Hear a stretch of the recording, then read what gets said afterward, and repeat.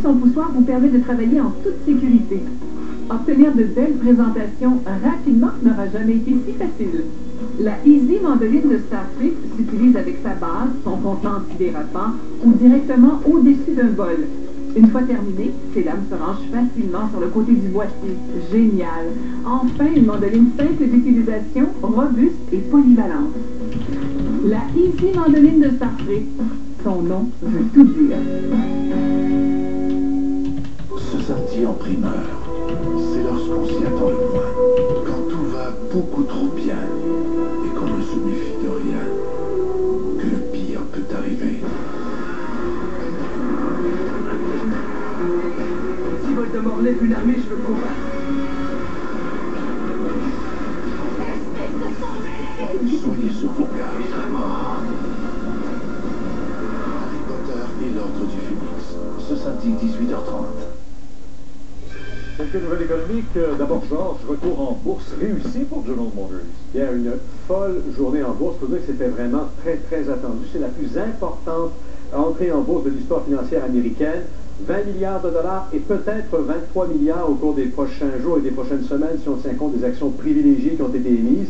Et parce que les courtiers qui pilotent l'opération ont l'option de vendre encore plus de titres tellement il y a une demande sur le marché au cours des prochaines semaines.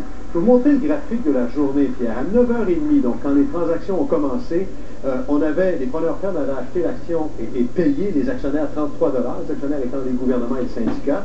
Tout de suite, ça a monté. Quelques minutes plus tard, 8 minutes plus tard, on était à 36 $. Et puis, énormément de transactions. Il y a eu 478 millions d'actions émises. 95% de ces titres ont changé de main dans la journée et on a terminé à 34 $ et un peu plus. Donc, l'action est transigée et à New York et à Toronto. Donc, énormément d'effervescence, un gain de 3,6% pour l'instant. Est-ce que la courbe descendante est indicatrice? La courbe, ce qu'elle montre, c'est que, bien sûr, les plus vite qui en ont acheté dès le départ et qui ont profité de la montée ont vendu tout de suite, Pierre, pour encaisser leur gain tout de suite. À plus long terme, là, c'est l'inconnu. Est-ce que c'est solide? Est-ce que les petits investisseurs, ils pourraient y trouver leur compte? J'ai parlé à un expert de la Bourse de Montréal. À long terme, GM s'est replacé. Il y a encore des gros problèmes dans cette compagnie-là. Par contre, tout le monde veut acheter le GM parce qu'on connaît la compagnie et c'est très risqué. Demain, on peut très bien retourner à 27-28 $. Justement. Ben aussi, il faut dire que les contribuables vont peut-être trouver leur compte eux aussi là, dans tout ça quand même. Je vous montre un tableau. Il faudrait être patient pour les contribuables, autant canadiens qu'américains, parce que on peut voir justement, les Américains, 412 millions d'actions qui ont été, qu'ils ont vendues aux preneurs fermes, qui sont en bourse maintenant, pour lesquelles ils ont reçu 13 milliards et demi. Canada, Ontario, on a récupéré 1 milliard, et le syndicat, à peu près 3 milliards. Sauf qu'il faut savoir que le Canada détient encore 145 millions d'actions de GM, qui devrait monter d'à peu près 50%, Pierre, pour que, oui, vraiment, on puisse dire que les contribuables, autant au Canada qu'aux États-Unis, récupèrent vraiment l'argent qu'ils ont investi pour sauver GM. Alors, c'est pas demain qu'on va voir ça. C'est certainement pas demain ni la semaine prochaine. Ben, puisque vous nous parlez de GM, merci. Je vais retrouver tout de suite Richard qui se joint à nous. Richard à Washington, parce que pour le président Obama, ce sont tous les Américains qui profitent de la renaissance de GM. Et Georges a raison de souligner, Pierre, qu'il faut de la patience. Et Barack Obama aussi a mis l'accent sur le point. Malgré tout, c'est un coup de poker qui commence à rapporter pour lui. Il y a 1h30 à peine, il s'est présenté dans la salle de presse de la Maison-Blanche. Il n'était pas du tout triomphant, mais malgré tout, il a souligné que, enfin, les contribuables américains peuvent voir la possibilité de bénéficier de cet investissement qu'il a fait, que son gouvernement a fait il y a déjà plusieurs mois. Je vous rappelle, 50 milliards de dollars contre 61% du capital de GM. À ce moment-là, vraiment, il y a beaucoup d'analystes qui disaient que, justement, le gouvernement se mêlait de ce qui ne le regardait pas et que c'est de l'argent des contribuables qui va disparaître. Il a commencé d'ailleurs avec ces paroles qu'il n'a pas souvent la chance de prononcer. Pierre, je le cite, une des histoires les plus douloureuses de cette récession est en train de devenir un success story. Effectivement, on n'en a pas beaucoup des success stories avec cette crise qui se poursuit. Le président qui a rappelé que à tout le monde que les contribuables américains sont partis donc pour récupérer ultimement, là, c'est vrai que ça va prendre du temps, mais on devrait y arriver davantage que ce qui a été investi initialement, tout en étant parvenu, et ça a été confirmé par une entreprise indépendante, le Centre de recherche automobile, tout en préservant 1 500 000 emplois qui seraient disparus si on n'avait pas donné un coup de main ici à GM et à Chrysler. Cela dit, c'est ça le problème de Barack Obama. toujours facile, ou en tout cas, ça paraît facile de dire on a sauvé 1 500 000 emplois. Ces emplois-là seraient disparus si on n'avait pas fait le coup. Mais pour les gens qui n'ont pas d'emploi, quand on regarde le taux de chômage qui se maintient, ce n'est pas si évident que ça. Pas facile cette situation-là, malgré tout pour le président. Richard, vous nous en parliez un peu plus tôt cette semaine. C'est loin d'être fini cette révolte contre les contrôles extrêmes dans les aéroports. Et c'est une révolte qui se déroule sur plusieurs fronts, Pierre. Il y a sur Internet, ça se multiplie. D'ailleurs, les téléspectateurs peuvent vérifier ces pétitions, ces mouvements de contestation, ces blogs qui dénoncent justement les scanners corporels qui dévoilent absolument tout à travers les vêtements. Et puis, ces fouilles à main qui sont effectuées, et encore là, aucune partie du corps n'est épargnée. Mais il y a aussi les associations de pilotes qui, là, de plus en plus sortent en disant « Nos membres doivent traverser constamment plusieurs fois chaque jour ces scanners corporels-là. Les radiations émises sont faibles, mais malgré tout, ça peut atteindre un niveau dangereux. » Et là, il y a, ici au Congrès, de plus en plus, il y a des élus qui disent « Bon, ben, effectivement, ça va trop loin. On reçoit des centaines de plaintes à tous les jours. Il va falloir quelque chose. » Même si on nous dit que c'est pour la sécurité des passagers, de toute évidence, là, il y a des gens qui commencent à trouver qu'on va trop loin, qu'on envahit un peu trop l'intimité des voyageurs. Richard, merci. Bonne soirée. Je vous en prie. Ailleurs, sur la scène internationale, des scènes d'émeutes contre les casques bleus de l'ONU qui se multiplient. En Haïti, encore aujourd'hui, des manifestants qui ont dressé des barricades et lancé des pierres aux forces de maintien de la paix qui ont tiré des coups de feu et lancé des gaz lacrymogènes. Les protestataires accusent les casques bleus d'avoir introduit le choléra dans le pays et réclament leur départ. En pleine psychose de la maladie, on apprend de plus que la souche de choléra en cause dans cette épidémie est plus virulente que la normale et pourrait rester présente pendant des années. La Suède qui lance un mandat d'arrêt international contre le fondateur du site Wikileaks, Julian Assange. La justice suédoise veut l'interroger dans le cadre d'une enquête pour viol et agression sexuelle. Assange se trouve présentement en Grande-Bretagne. Selon lui, les accusations portées relèvent d'une campagne de salissage possiblement orchestrée par les États-Unis pour avoir révélé des milliers de documents secrets sur le conflit en Afghanistan. Un parlementaire reçoit toute une gifle en Argentine. Durant un débat sur le budget, une députée de l'opposition l'a giflé énergiquement en plein visage. Elle prétend que le député l'a offensé, comme il le fait fréquemment, tout en cherchant à la pousser à voter en faveur du projet de loi sur le budget du gouvernement. Et à 18h, l'équilibre budgétaire à Québec, un projet réaliste, les objectifs du ministre Bachand décriés par le Conference Board, on va voir pourquoi. Et plus tard, Claude Poirier nous parle de Jean-François Harrison, introuvable et qui joue un jeu dangereux. Stéphanie Potier déteste les sandwichs à la confiture. Mais presque tous les midis, il y en avait un qui l'attendait. Pourquoi pas un sandwich au jambon? J'aime pas l'ajout d'agents de conservation. C'était donc les sandwichs à la confiture. Alors pour Stéphanie, j'ai préparé du jambon avec des ingrédients naturels pour les nouvelles charcuteries Natural Selections de Maple Leaf. Des ingrédients que maman arrive à prononcer. Et Stéphanie peut enfin avoir son sandwich au jambon.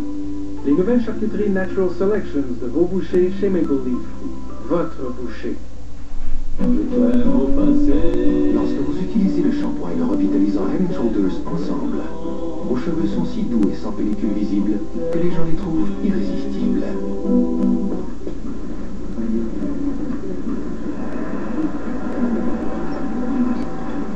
Le shampoing lisse et soyeux de Head & Shoulders. 8 coiffeurs sur 10 reconnaissent qu'il laisse les cheveux doux au toucher. Head & Shoulders. Respectez votre cuir chevelu, aimez vos cheveux. Recommandé par le comité de révision en dermatologie.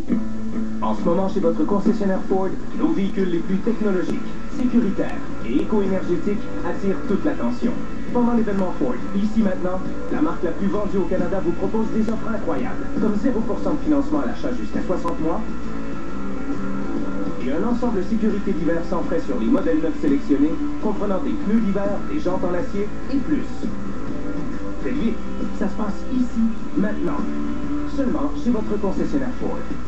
Près de 2 millions de Canadiens souffrent d'une maladie qui ne présente aucun symptôme. Peut-être est-ce quelqu'un que vous connaissez. Vous êtes responsable de votre santé. Arrêtez cette maladie silencieuse avant qu'elle ne vous arrête. Une femme sur 4 risque de faire de l'ostéoporose. Et il n'est pas toujours facile d'obtenir le calcium qu'il nous faut. Caltrate plus son médicalcium ainsi que de la vitamine D et d'autres minéraux pour aider à prévenir l'ostéoporose. Il n'est jamais trop tôt ni trop tard pour Caltrate. Cette semaine au cercle, notre juge invité, Yves Pelletier. Oui, Charles, toute la semaine, je suis ici pour gagner. Non, Yves Pelletier, mon juge. Oui, Charles, j'ai très hâte de remporter 5 000 $. Toute la semaine au cercle de 18h30. Go, go! Dimanche 19h, Ça sert Pierre en mer. on va droit au but. Le banquier lance ses comptes, exceptionnellement, dimanche 19h. Ne vous laissons pas distraire. Une présentation de Maxi et de Vidéotron. Croyez-vous aux fantômes? Quand la table a bougé, j'en croyais pas mes yeux. Des phénomènes qui ne vous laisseront pas indifférents. Êtes-vous parente avec Jean-Joseph Pressler? Attendez-vous d'être surpris. Ça peut pas être truqué, c'est pas l'énergie, c'est pas la vibration qui passe. Avez-vous aimé un autre homme, Iphigénie? On peut pas truquer ça, là. Ça part de nous autres. Rencontre paranormale, première partie. Ce mercredi 21h à TVA. On parle souvent des erreurs dans les urgences, mais là, c'est une histoire qui en dit long sur l'efficacité dont sont capables les professionnels qui travaillent dans ces urgences. Harold, vous avez rencontré un jeune homme qui a échappé à la mort de justesse et tient à manifester sa reconnaissance.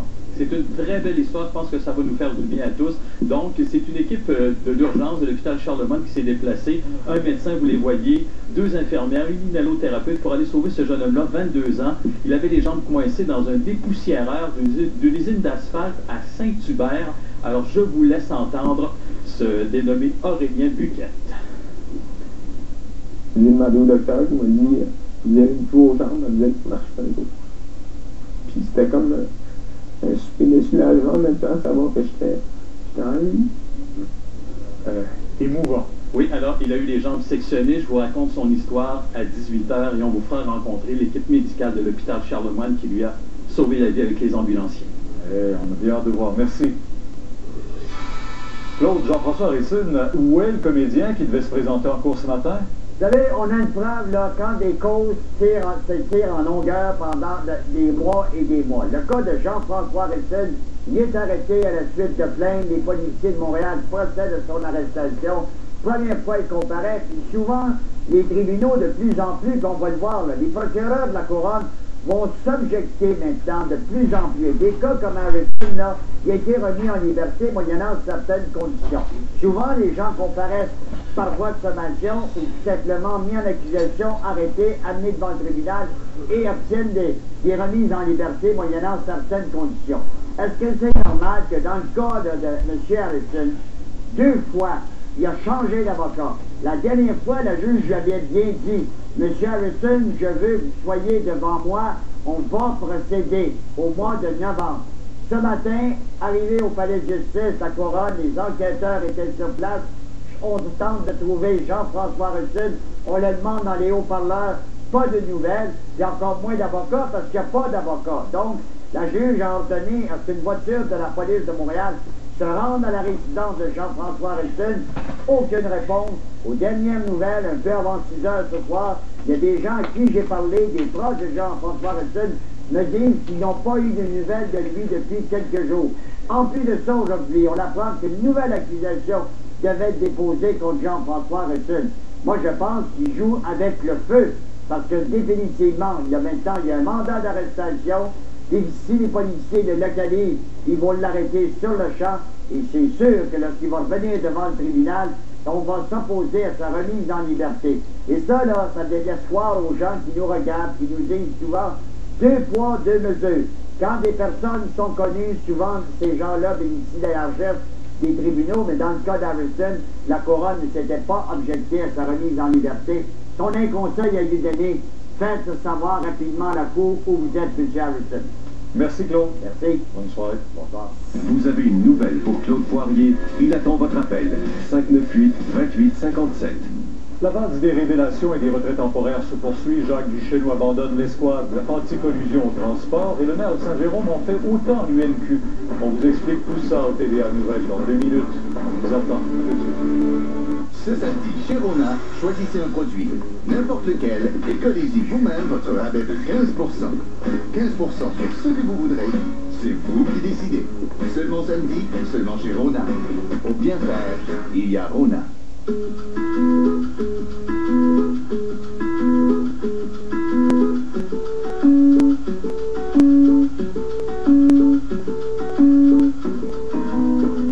autre marque n'a plus de meilleurs choix de sécurité 2010 de l'Insurance Institute for Highway Safety que Toyota.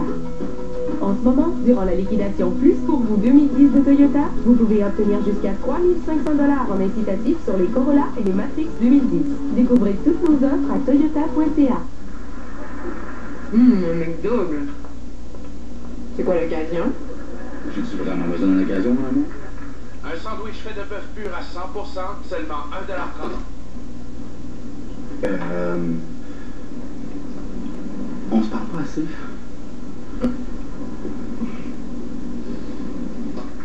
Le délicieux mec